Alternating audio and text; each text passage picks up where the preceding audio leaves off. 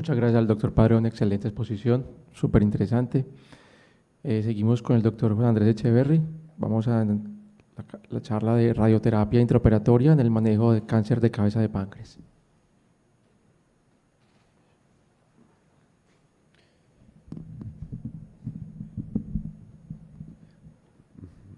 Muy bien, bueno, esta es mi última charla también y quiero dar las gracias a todo el comité científico y todos los integrantes del comité por esta invitación. Para mí fue una experiencia increíble, muy bonita poder reconectar nuevamente con amigos y colegas que no veía hacía muchos años y luego conocer todo el grupo de cirugía hepatobiliar de Colombia. Para mí es una experiencia increíble y de verdad muchas gracias por todo. Ahora vamos a hablar un poco de la radioterapia en el manejo del radioterapia intraoperatoria en el manejo del cáncer de páncreas. Entonces, un poco la idea que tenemos de la radioterapia intraoperatoria, que sobre el papel es una idea muy buena, ¿no? Actúa directamente sobre el lecho quirúrgico. Normalmente, si vemos la radioterapia externa, tenemos unas limitaciones como son el páncreas está posterior a todo, tenemos el estómago, el colon, intestino delgado, vía biliar, tenemos muchas estructuras que minimizan la acción de la radioterapia en estos pacientes, mientras que en la radioterapia intraoperatoria estamos actuando directamente sobre ese lecho quirúrgico, sobre todo el margen de la arteria mesentérica superior, el margen de la vena, la porta y todo lo que es el plano que está por delante de la cava infrahepática. En diferentes series se ha visto que la radioterapia neoadyuvante aumenta el índice de resección R0, parece que también aumenta la sobrevida, según también lo que hablamos ayer, son series todas heterogéneas, meten muchos pacientes ahí, es difícil generar buena evidencia. También como estrategia disminuye la radiación acumulada, el boost que se le da en el quirófano, luego nos ayuda a que la modalidad de tratamiento adyuvante sea mucho mejor y que el paciente tenga una mejor tolerancia. Y también hay series y estudios ya más básicos que hablan de ciencia básica, que hablan que parece que la quimioterapia mejora la sensibilidad a la radioterapia en estos pacientes. Entonces, si la idea en general es muy buena, ¿por qué tenemos tanta dificultad luego de encontrar en cuanto a pacientes borderline, localmente avanzados y demás? Entonces, un poco para desmenuzar un poco algunos estudios que dan ejemplo a esto que estamos hablando, que limita un poco las conclusiones que podemos sacar es, por ejemplo, este es un estudio de la Clínica Mayo, es un estudio de 2013, con 31 pacientes con adenocarcinoma de páncreas localmente avanzado. De estos pacientes se hizo un esquema de quimio-radioterapia neoadyuvante. La neoadyuvancia era muy variable, incluso hasta 5 tipos distintos de quimioterapia en estos pacientes. De estos pacientes, 16 lograron ir a la resección, 9 de ellos localmente avanzados y demás. Entonces, un poco para desmenuzar un poco algunos estudios que dan ejemplo a esto que estamos hablando, que limita un poco las conclusiones que podemos sacar es, por ejemplo, este es un estudio de la Clínica Mayo, es un estudio de 2013, con 31 pacientes con adenocarcinoma de páncreas localmente avanzado. De estos pacientes se hizo un esquema de quimio-radioterapia neoadyuvante. La neoadyuvancia era muy variable, incluso hasta 5 tipos distintos de quimioterapia en estos pacientes. De estos pacientes, 16 lograron ir a la resección, 9 de ellos tuvieron pancreatectomías, 7 páncreas distal, y lo que se vio era que los pacientes donde se lograba conseguir una resección R0, R1, comparado en los pacientes donde no se lograba una resección con intención curativa o incluso que no se podían resecar y no había nada más para ofrecer en quirófano, tenían una mayor sobrevida. Esto, digamos, hay que tener en cuenta que es un protocolo de quimio-radioterapia neoadyuvante y es muy difícil saber si los resultados son por la quimio por la radioterapia intraoperatoria o no. Es muy difícil, además que son series muy pequeñas. Y muy importante que, comparado con series históricas, no aumenta las complicaciones y no aumenta la morbilidad, que es una cosa que es como el denominador común de la mayoría de estudios. Este es otro estudio del Mass General, también un estudio similar, pacientes con tumores localmente avanzados borderline, con quimio-radioterapia neoadyuvante, y aquí es importante el protocolo que ellos describen, porque ellos lo que hacen es que en el quirófano hacen biopsias para indicar si hacen la radioterapia o no, hacen biopsias del lecho quirúrgico cuando hacen la resección. Y si la biopsia es positiva, dan la radioterapia. Y si no, no dan el tratamiento. Vemos que los resultados, pacientes con resección más radioterapia, 22 pacientes. Luego resección sin radioterapia, 19. Los pacientes que se lograba hacer una resección y se le daba el tratamiento tenían mejor sobrevida. Y el paciente paliativo, que aún así se le daba radioterapia, que es una cosa que también está, digamos, estandarizada sin guías, se hace, tenían una peor sobrevida. Por lo general es un tratamiento donde lo que tratamos de hacer es consolidar las márgenes del tumor, mejorar los índices de una resección R0, R1. Y aquí es muy importante en este estudio resaltar algo que 30% de los pacientes que no se hizo radioterapia porque las biopsias fueron negativas, luego en la pieza se vio que los márgenes estaban afectados. O sea que eso es una cosa que es importante para tener en cuenta más adelante. Nuevamente, no hay complicaciones, no aumenta la morbilidad. Y luego aquí vamos a ver un poco, este digamos es un estudio asiático, es una revisión sistemática y un metaanálisis, donde lo que hacen es que comparan, hay dos comparaciones grandes, pacientes, quimio, radioterapia neoadyuvante, cirugía con radioterapia intraoperatoria versus pacientes con el mismo esquema, pero que no se hace la radioterapia intraoperatoria. Ese es un grupo de comparación. Y en otro grupo se hace cirugía con radioterapia, que es lo que estamos haciendo nosotros básicamente ahora en el centro donde yo trabajo, versus pacientes con cirugía sin radioterapia. Entonces, lo que querían ver ellos era supervivencia media, recurrencia local, y luego de todo el flujograma que tienen ellos, 1000 estudios, 98 descartados, se quedan con 15 estudios, y de estos tienen 400 pacientes donde se hace cirugía con radioterapia y 400 pacientes donde no se hace la radioterapia intraoperatoria. Luego, cuando ya vamos a ver el forest plot del primer grupo, lo que hablábamos antes, llama la atención que son pocos estudios, que luego los años de estudio, el más antiguo data hasta el 2015, son series con pocos pacientes, solamente esta es la serie italiana que tiene más pacientes, 127 versus 76, pero que luego cuando queremos ver si completaron todos el esquema, se nos caen los números. O sea que eso es una cosa a tener en cuenta. Luego, en algunos estudios no nos dan información sobre el tumor, si es T1, T2, T3, T4, y luego, nuevamente, son series heterogéneas, series pequeñas. Esto digamos que es importante para tenerlo en cuenta luego para el forest plot, para lo que vamos a ver. Y este es el grupo donde se vio la cirugía solo con radioterapia versus cirugía sola, también pocos estudios, series también antiguas, la más vieja me parece que es hasta la más nueva, quiero decir, hasta el 2001, y nuevamente grupos heterogéneos, series pequeñas. Cuando vamos al forest plot, para las dos cortes, vemos que parece que la radioterapia intraoperatoria favorece la supervivencia media de estos pacientes, y en cuanto a la recurrencia local, en el forest plot también favorece la radioterapia intraoperatoria. Pero luego, lo que hablábamos, cuando uno desmenuza bien estos estudios, hay que tener mucha precaución, porque los estudios son, por lo general, estudios retrospectivos de centros únicos, es difícil generar evidencia.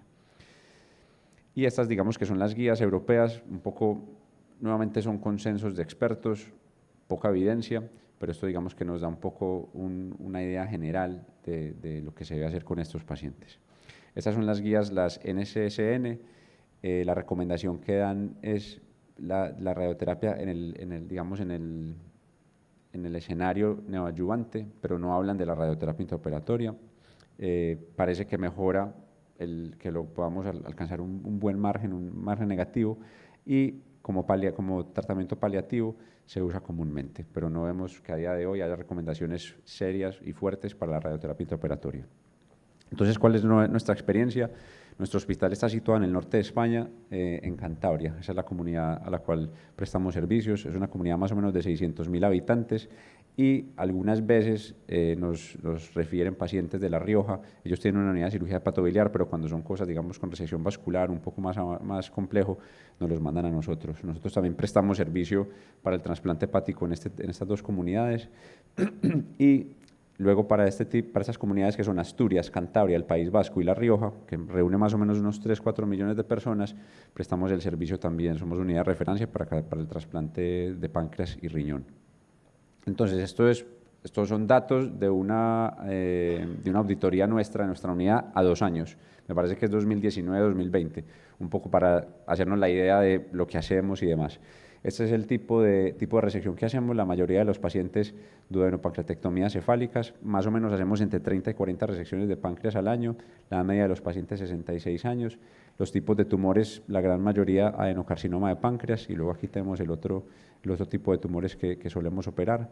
Los tipos de resección, la gran mayoría de duodenopancreatectomías cefálicas, la gran mayoría de los cirujanos hacemos ductomucosa, hay otros que hacen pancreatogastrostomía, o cuando no encontramos el conducto solemos hacer pancreatogastrostomía. En cuanto a las distales, la gran mayoría de ellas mínimamente invasiva por la laparoscopia, y últimamente hemos empezado a hacer cirugía robótica, estamos apenas haciendo la curva. El ASA de los pacientes, entre ASA 2, ASA 3, una minoría son pacientes con muchas comorbilidades. En cuanto a las complicaciones de indoclavien, la gran mayoría 19, un número mínimo de las complicaciones ya extremas. Y este es un poco para hablar de el colimador, la máquina que tenemos. Es una empresa italiana, XSIT. Aquí se puede ver un poco la versatilidad que tiene la máquina, todos los ángulos de movimiento que tiene, que como veremos más adelante, esto cuando uno empieza a hacer la curva de aprendizaje, pues según el técnico de radioterapia que baje, hay unos que son más habilidosos que otros en cuanto al tiempo, porque al principio se demora uno mucho. Estos son todos los ángulos que tiene la máquina. Luego vamos a ver más adelante los aplicadores, vienen aplicadores de diferentes ángulos, ya cuando uno va a acoplar la máquina al paciente. Nosotros empezamos a hacer estos casos como a mediados de 2020, motivado por el equipo de radioterapia del hospital, la verdad es que tienen bastantes cosas, viene el equipo de protonterapia, vienen varias cosas en camino, y la idea era hacer un estudio piloto, un poco para ver cómo nos iba, y a partir de ahí, cuando cumplamos más o menos 50 casos, llevamos en total como 37 más o menos, cuando veamos que tengamos una buena casuística, pues pasar a un estudio que esperamos que sea un estudio de quimio-radioterapia neoadyuvante localmente avanzado y borderline con radioterapia intraoperatoria. Entonces nosotros lo que hacemos es, hacemos la resección pancreática y ya cuando hacemos la resección, antes de empezar la reconstrucción, viene el equipo de radioterapia para meter el colimador. Inicialmente en las primeras experiencias era como cuando uno ve la estación espacial acoplarse, o cree uno que eso es muy complejo, o complejo digo, mientras uno se adecua a las cosas nuevas. Tardamos mucho tiempo, pero a día de hoy son más o menos entre 15 y 20 minutos lo que se demora toda la radioterapia intraoperatoria. Este es el aplicador, que lo hacemos en compañía de ellos para ponerlo en el campo. Por lo general viene de diferentes diámetros, diferentes ángulos, como lo podemos ver aquí. Y la idea es que con el aplicador uno saque del campo el estómago, la vía biliar, el intestino. Lo que por lo general nos da algunas veces problemas es el polo renal superior derecho, pero tiene unas placas de plomo para poder protegerlo. Y lo que irradiamos es todo el retroperitoneo, el margen de la arteria mesentérica superior, el margen de la vena y la porta. Es lo que solemos hacer. Y ellos por lo general lo que hacen es que ponen ácido hialurónico para homogeneizar la superficie para que el rayo tenga mejor penetración. Esto es otra vez más fotos de cómo queda la máquina acoplada al campo quirúrgico. Aquí vemos cómo está acoplada al paciente. El quirófano se tuvo que adecuar a como un quirófano híbrido con todas las especificaciones de radiación. Luego también el paciente cuando se dispara el rayo está solo, entonces toda la monitorización tiene que estar en unas pantallas afuera en el pasillo, y el rayo son más o menos entre 1 y 2 minutos. Y como les decía anteriormente, al principio nos demorábamos mucho, pero más o menos al quinto, al sexto caso, ya más o menos entre 15 y 20 minutos estaba todo hecho. Entonces, nuevamente, esto es un poco la información que tenemos de los primeros casos. Esto no tiene ningún tipo de peso estadístico, porque como vamos a ver, son muy pocos casos. Son 47 pacientes en total, de pacientes con adenocarcinoma de cabeza de páncreas. Importante que estos pacientes, o sea, todos, por lo general, la gran mayoría son pacientes no localmente avanzados y no borderline, o sea, pacientes directamente resecables, donde estamos haciendo radioterapia. Y aquí vamos a comparar 17 pacientes donde se hizo duodeno más radioterapia con 29 pacientes donde se hizo solamente la duodenopancreatectomía. Los 29 pacientes son más o menos entre el 2019 y 2020, y los 17 con radioterapia empiezan más o menos a mediados de 2020 y van como hasta el 21, 22 más o menos. Entonces, nuevamente, solamente adenocarcinoma de páncreas. Al principio, dentro del protocolo, el diagnóstico debía ser confirmado por PAF, pero luego vimos que logísticamente estábamos teniendo muchos problemas. Entonces, ahora directamente estos pacientes no requieren biopsia para hacer la radioterapia intraoperatoria. Así como un cirujano programa una cirugía viendo el escáner con un diagnóstico presuntivo de cáncer, hacemos la radioterapia con la prueba de imagen, ya no hacemos biopsia. Siempre en los primeros casos, sobre todo, conformidad del cirujano responsable. Si había tumores que uno creía que eran localmente avanzados, que había que hacer una reconstrucción vascular complicada, algunas veces en los primeros casos preferíamos no dar la radioterapia intraoperatoria. Se dan 15 grays de dosis, y lo que queríamos ver un poco con esta comparación era la supervivencia, la tasa de recidiva, y lo más importante para nosotros era aprender la logística y ver que los pacientes que no estuviéramos alterando nuestros resultados. Entonces, cuando vemos las dos tablas, a la izquierda están los pacientes que recibieron radioterapia, La edad más o menos media muy parecida, 67 en 68. La escala de ASA, más o menos casi todos estaban alrededor de ASA 2. La comorbilidad de Charlson también era parecida. Y muy pocos pacientes, uno en cada serie, habían recibido neoadyuvancia. Luego, la reconstrucción, la gran mayoría pancreático y sinostomía. Y en cuanto a las complicaciones posquirúrgicas, más o menos parecidas, un poco menor. Nuevamente, esto no tiene nada de peso estadístico, todo esto que estoy hablando. Menos en el grupo con radioterapia, la gran mayoría en DINDO 2, algunos en 3.